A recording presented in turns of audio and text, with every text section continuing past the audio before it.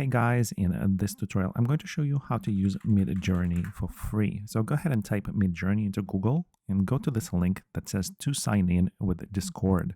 Now on this page, click on the join the beta button. On the next page, accept invite. Cancel out the upper message here so you don't end up in the app and continue to Discord in your browser. So this is where everybody's generating Midjourney prompts for free. So I'm going to go ahead and type imagine and deck of cards. Now, the only problem with this, you can't even find your generated image because there's so much going on. So many different users entering their Midjourney prompts at the same time.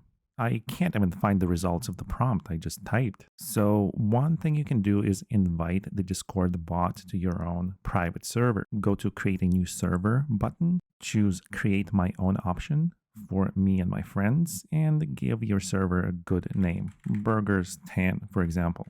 So you have your own private server set up, but at this point it's empty. We need to invite the Midjourney bot to the server.